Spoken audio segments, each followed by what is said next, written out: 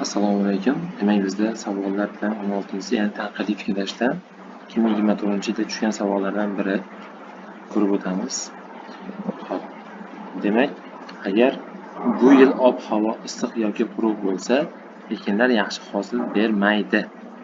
Demak, ob-havo issiq yoki quruq bo'ladigan bo'lsa, albatta, demak, ekinlarimiz yaxshi hosil bermas ekan.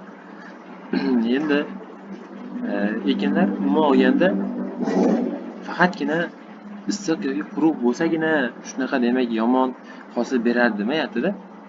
Ya'ni yaxshi hosil bermaydi demayapti.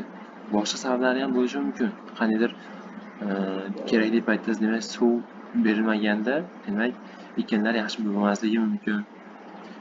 Yoki haddan ziyod balki namlik ham ularda yaxshi bo'lishiga demak salbiy ta'sir ko'rsatadi. Ya'ni yaxshi bo'lmaydi. O'ta nam haroratda, nam holatda ham. Endi shuni hisobga olib, demak biz javoblar olishimiz kerak. Anvar nima deyapti? Bu yil yomg'ir ko'p yog'adi, demak hosil yaxshi bo'ladi.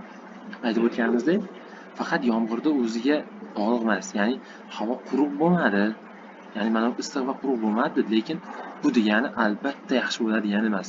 Boshqa sabablardan, balki qurt-qumursqalar tushib ekinimiz yaxshi bo'lmay qolishi ham mumkin. Uni hisobga olmayapti. Faqat demak issiq yoki quruq bo'lsagina ekinlar yaxshi bo'lmaydi deb demak aytilmayapti. Shuning uchun buning gapi xato. Va Muhammad Zohir ekinlar yaxshi hosil bermagan. Demak, bu yil ob-havo issiq yoki quruq bo'lgan deyapti.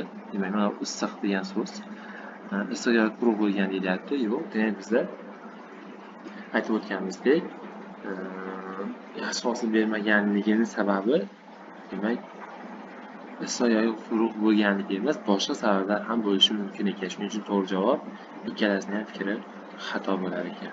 To'g'ri javob D.